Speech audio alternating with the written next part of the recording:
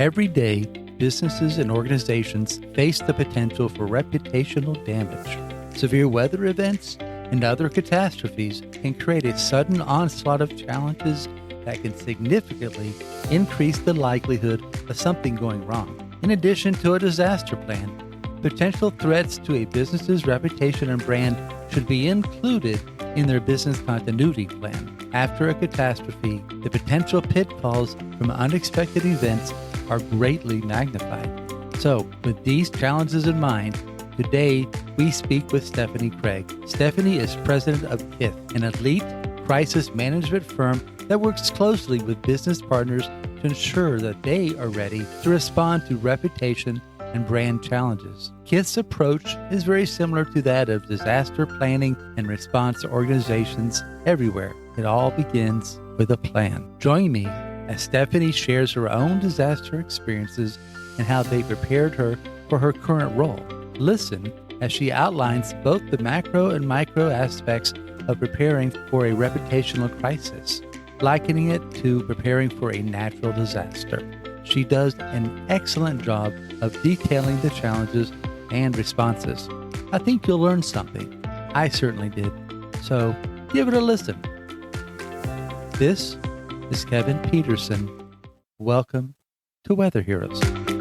Stephanie, thank you for joining us today at Weather Heroes. Kevin, it is my pleasure to be with you. So as we talk about weather and disaster preparation today, I understand that you've been involved in a severe weather event yourself. Can you share that experience and what impact it had on you? Absolutely, Kevin. Well, the thing that most people don't know is that I was born in northern Canada, right around the Yukon, which is just a little touch below the Arctic Circle. So coming from pretty rural, remote parts of the world, weather's always been incredibly important to me. I'm probably the only person that's ever worked in the U.S. House and Senate and the Canadian House and Senate. And so my background in crisis management comes from really politics. And that gives you a good understanding of so very many issues. But my appreciation for weather, my appreciation for those that deal with natural disasters comes by from natural, very firsthand experience. My mom used to say that I had experienced every type of natural disaster besides a tsunami. And I'm really quite glad not to check that off the list. In 1997, I had the auspicious experience of graduating in the middle of the 1997 University of North Dakota, Grand Forks, North Dakota. I think it was a 500-year flood. And the whole city was flooded. And I woke up to one of my sorority sisters shaking my foot saying, "Steph, Grand Forks is flooded, university is canceled, and congratulations, you just graduated." And it was really quite an experience and a really big learning experience for me about the power of messaging and communication and preparedness. Because while everybody their hearts are in the right place, the people of North Dakota are just wonderful, wonderful people. Nobody expected this level of flooding. Prior to Hurricane Katrina, it was the largest evacuation in U.S. history. And so, just being there, and I think people like us, Kevin, folks that go into this space, we find a level of calm. Our calm spots are the middle of crisis, which is what makes us very, very good at this. And so as my career has progressed, I've always tended to be the one in the middle of situations. And I have to admit, I come at it honestly. My dad was a Royal Canadian Mounted Police officer, and my grandfather stormed Normandy. So they were running towards real bullets, and I just run towards proverbial ones. So you've got a background in disaster that has made you calm, cool, and collected in the face of danger. In the face of both, to your point, both the real danger of a disaster, but also really to what Kith does. And so tell me about Kith. Absolutely. I've hung up my sandbagging credentials and gone more to reputation protection, which is interesting because there tends to be a real distinction between disaster, like real honest to goodness crisis disaster response, and crisis communication. And the reason that we at Kith call ourselves a crisis management company is because there is no event that is a crisis for somebody that doesn't have a reputational effect.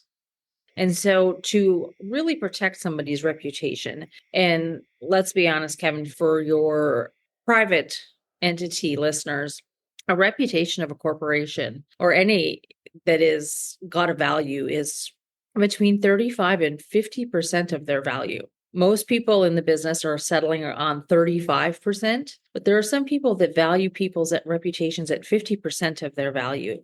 For heaven's sakes, the IRS puts a value on it, and then you know it's serious. And so where we really work is in the space between it in working with companies in particular. We do have a few public universities that we work with, a couple governments that we work with, is to help people prepare.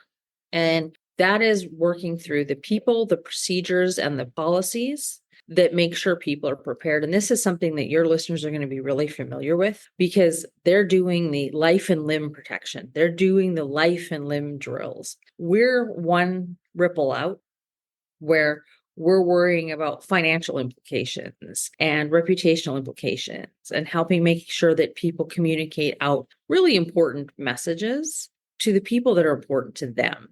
And that's a great portion of what we do. We work with our clients to figure out who their stakeholders are so they can figure out the best way to communicate with them. We work with them to make sure they have the right people that know the right things, that know who to tell the right things to. So this is something that your folks are already doing. We're just doing it in a different set. If you think about it, a disaster is a time where a company can experience reputational damage as a result of lack of planning or in their response. An example of that might be the long-lasting power outages after a hurricane. Everyone wants their power on as soon as possible. What would you coach those companies to do? So instead of being in the hindsight, we like to be on the forefront and say, okay, this is what you're going to see coming.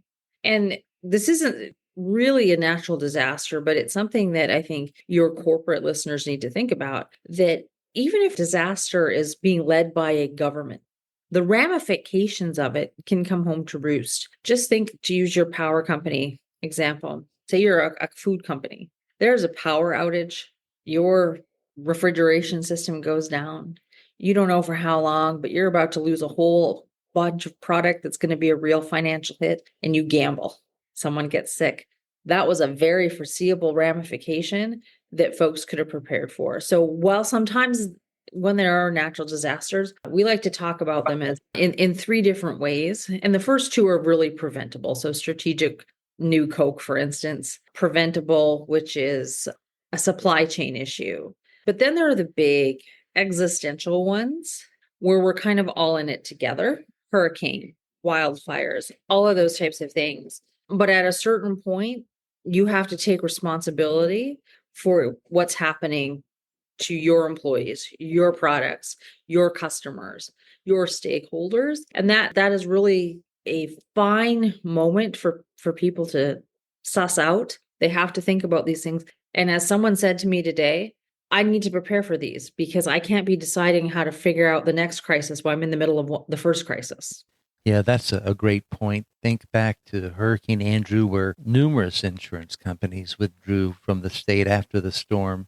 The insurance industry took a big hit, as did the regulators. Absolutely. And I think that there's great value in industry thinking together because there are just some things that are a universal. Those types of events, I live in Washington, D.C. We're really familiar with things like trade associations. You have organizations that can convene your industry to think about those things. And I highly encourage your listeners, if they are part of a trade association, make sure they have these discussions as an industry, not just a company. As I was looking at your website, and this is something we've discussed already, Stephanie, but I really like the fact that it mirrors in many ways what, if you looked at the FEMA website, the Federal Emergency Management Agency, how they plan things. So you've highlighted a plan, you say prepare, respond, and recover, very much mirroring that same approach. So talk to me about that. So this is actually part of a larger way that we think about it, which is the crisis life cycle. And so prevention, we break down into a couple. And we call it a life cycle because You can begin with learning or you can end with learning. Either way, you're going to learn. And so the prevention comes with understanding who matters to you. We look at it like this, that you have to have speed. Speed is the part of the entire prepare, respond, and recover. You have to be able to, that is the nexus of speed. But we don't talk about speed just for speed's sake. We talk about strategic speed. And so as we think about how you prepare, we have a formula that it's clarity on who you are, who matters, what you value, and what your values are, plus trust in the people, the processes, and the policies that you've put in place are going to work in the moment. That's the respond. And the speed in which you can respond completely depends on how much you put into the preparation. And if you've done enough of the preparation that all your systems work well, you completely understand where you're going, that while you're responding, you're already in the recovery mode. You've got that planned. You know what that looks like. And for your listeners, I know that sounds exactly what they're already doing. And what we really encourage our clients to do is to extrapolate that into their business operations, not just for the days where there's a hurricane or there's a wildfire or a flood. You have to extrapolate it to any kind of foreseeable reputational crisis. If aliens land on the top of your building, that's not really foreseeable. So you're allowed to panic. But if your supply chain goes down, if there's malfeasance in your executives, if there is, part of your building catches fire, these are all things that you should be preparing for, have the people and policies in place to be able to just head on out. We like plans because plans help people think, but in the heat of the moment, no one's pulling a plan off the wall. So all of this preparation that we talk about also includes something that your listeners are really familiar with, the simulations, the going through the drills to make sure that it's not just the type of drill that can be led by your emergency management folks. There are a lot of type of drills that need to be led by your executive. That makes a lot of sense. So talk to me a little bit more about this crisis life cycle, because you mentioned learning and also you mentioned communications. I'd like to drill down on that learning piece and really talk about that communication piece as well. Absolutely. As I said, you can learn at the beginning or you can learn at the end. One's much less painful than the other. And so the learning at the beginning really is delving into some hard questions that people really don't slow down to think about. What are our values? In the midst of a crisis, you better know what those are. No one better be debating, oh gosh, well, we're going to save the building before we save the people. That's a value statement. That better not be a question while you're in the middle of a crisis. Other things like who your key stakeholders are. Who are they? When I say who are they, I mean, how do they consume information? What are their priorities? Who are your authorities to deliver that message? We worked with an educational institution in Florida. They deeply understand who their stakeholders are. They're not traditional students. So the way that they have to communicate is broad, often, and they figured out that they are actually the best messengers for the information. And so they understand that their stakeholders have a wide range of ages. Some people are on Twitter, some people do texts, some people need phone calls. And the number of times that certain groups need to hear them, because sometimes you're using radio. And if you're not getting them in the morning, you better get them in the afternoon. Understanding who your stakeholders are deeply, like identifying them and then understanding them are two very different things. So that's the learning at the beginning. Asking the questions that can set the foundation for proper preparation. The reason we call it a cycle is because there is learning. You will eventually come back to the learning, but it's going to be a lot more painful on the other side if you haven't done the first part. Everyone should be doing a crisis recovery post-mortem. Figure out what worked, figure out what didn't, and then, make the changes in the preparation. Keep preparing, make the adjustments. Because unfortunately, nothing's as good as being in the middle of it to pressure test what you're doing. Unfortunately, that is true. I'm really curious also about communications, and you'd mentioned stakeholders. I've talked to the National Hurricane Center. I mentioned FEMA earlier, different emergency management groups, and they've really got two stakeholders that they communicate with. One, at the FEMA level in the National Hurricane Center, they're really talking to county groups that are or are not ordering evacuations. And that's some of the emergency groups at the county level, some of their leadership, including mayors and such, decision makers. But they've also got that information packet, or I guess set of data they're trying to get to the greater public. There's a lot of, I guess, lack of listening that occurs nowadays with the general public. And if you look at like a state of Florida where there's a lot of new people that have never experienced a hurricane, and they may need to listen more than anybody else. Well, using Florida as an example, that the reason I say you need to understand who they are is that most government organizations, they use very static channels of communication, local news, radio. Some people do social media very well, but with algorithms, people may not be seeing what you need them to see. So as FEMA even looks out to get information, they're constantly evaluating how they get that information out. And as a local government, for instance, you may be in a part of the country where government isn't trusted very much. And local government tends to be the most trusted. But do you have other options for people to deliver information?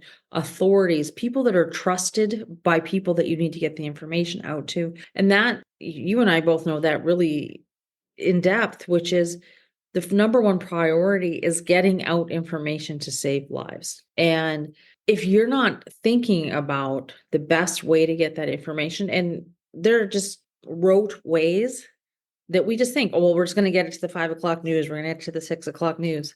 I'm the last end of the generation that watches the news. True that. Yeah. Like my stepdaughter lives in Colorado. She's a student there. The kid hasn't watched an actual television program in the 7 years that I've known her. I have to say, I cut my cord about a year ago. Yeah. And so for her, if it's not on Instagram or YouTube, she doesn't know. So if you are in the state of Colorado and you're in Boulder, you're sending out a whole lot of text messages because that's the only way to get through. And that type of communication has to be thought out, has to be planned, because as we both know, in the middle of a disaster, the communications lines are jammed. Even in today's world, with our prolific communication, in the middle of a tornado, the middle of a hurricane, if those lines go down, pretty hard to get in touch with people. Yeah, it's funny. Folks think, well, and you see this in a lot of the plans, that everyone's relying on certain technologies. And when a big disaster hits, and we just had this happen down in Texas where the power went out, was even a big hurricane, but unfortunately, things just happened in such a way that the power was out for quite a while, 3 weeks or so for some people. And so technology is challenged more and more. The power grid's challenged more and more. Cell phone grids are looking better and better, but can't really keep up with the growth, especially in certain markets. So a lot of the things that you want to rely on, you may not be able to rely on. Well, and if you think about, some people that become completely vital in those situations, grocery stores, we run out of water, gas stations, we run out of gas. How do you get that information out if your cell phone network is down? Or how do you get that out if phones are down? That information is critical. Or up here today, Prince George's County is doing water main, and they're asking people to conserve water. So you see it on the local news. People have been getting texts. They've planned it. And they've also planned their communications to make sure that people know, A, water's still safe to drink, and B, that if you could please just not use a whole bunch of water watering your lawn today, that would be great. They've done the preparation. They've done the thinking. They understand their stakeholders to say, okay, we're going to fix things. It's going to cause a little bit of a problem. Don't panic. So what else do you think people need to know to better be prepared to protect their reputation, be it in a disaster, after a disaster, or even without a disaster around? I think it takes a lot of self-reflection as an organization and to ask some hard questions. We have a little quiz on our website that asks people a lot of big questions about their organizations. Is your executive involved? Do you have a core crisis team? You don't want to be in the middle of a crisis trying to figure out who has the authority to approve statements, expenditures, employee actions. You need to make sure that all those people are sitting around the table beforehand. They've been identified. They understand the assignment. They have the capacity to make a decision, or they have subject matter expertise. In the best case scenario, every one of your core crisis team members has both of those things, expertise and authority, and that you convene on a regular basis. That is the first catalyst to people being able to think clearly about what their preparation needs to look like. We work with clients and we get into the nuts and bolts of how they do their operation to create that crisis resiliency that they need to have, and help them create that core crisis team. Because a lot of times there has to be a catalyst. We prefer if there's not a catalyst. We prefer if there's just some really insightful thinking that says, we're going to need to prepare for this, because let's just be honest, it doesn't matter if it's a natural disaster, it doesn't matter if it's a reputational crisis. It's a heck of a lot cheaper to plan than it is to respond. Yeah, so true. Unfortunately, people wait until the event has occurred, no matter what type of event. Then we should have planned for that. And the planning tools and knowledge has always been out there and ready and available for them. I also think that there has to be a leadership buy-in. When you live in a hurricane-prone area, it's really easy to go to the mayor and the city council and say, we need money to prepare for this, because they're already bought in. They know what it's going to look like. When you're in an organization and you're thinking, okay, well, we need to prepare for an event that people can't even fathom, getting operational buy-in from your leadership is a little bit more challenging. So as for the folks that are leading organizations out there, I fully encourage, lead the way on the preparation. It will save you so many headaches. Yeah, and you would think that most companies would have a natural disaster plan, business continuity plan, and a reputational damage recovery plan. Mm-hmm. It'd be in the same quote unquote binder somewhere, Absolutely. We've worked with some really smart organizations that have little core crisis teams. For instance, one company we worked with, very, very, very, they're very global. So the idea of a ransomware attack is very front of mind. So they have little kind of strike teams that IT, legal, and comms. What do we do if this happens? And it's really smart and it's really forward thinking. That's really good. So many unfortunate challenges today. So we didn't have to consider 15, 20 years ago even. So absolutely. Anything else that you think that the audience should know, or you'd like for them to know regarding any type of, planning and response? It's really important for people to be ready for these. That college I mentioned a while ago, we have worked with them for years to build up their crisis resiliency. And we've had a couple little bumps here and there. Their recovery's been quick. Their recovery's been smooth. And it's because everybody knew the assignment. Everybody knew who to call. Everyone knew who the authority was. And they could trust that they didn't have to look over the shoulders of their colleagues, because they already knew what they were doing. And the bumps along the way really end up being inconveniences, headaches, but they don't really shake people off their foundations because they've prepared for it. And that to us is a job well done. The best plan is to have a plan. Absolutely. And I really encourage folks to come to our website, and thank you for looking at it. There's a scroll down a little bit and there's a little quiz you can take that will help you understand if you're ready. If you can't answer the questions, for sure you're not ready. So get ready. It's Kith, KITH.co, as in Kith and Kin, you might say. Absolutely. And we'll include that in our show notes as well. Thanks so much, Kevin. Well, thank you, Stephanie. This has been an unusual interview because obviously I'm really focused on folks directly involved with the weather, but there's so many things that impact companies that we've talked about that I'm really happy we had a chance to talk. Well, Kevin, it was my pleasure to be with you, and to all of your listeners that do deal with the weather. I'm a huge fan, and as the granddaughter of a rancher and farmer, I do love the weather, so keep doing the good work.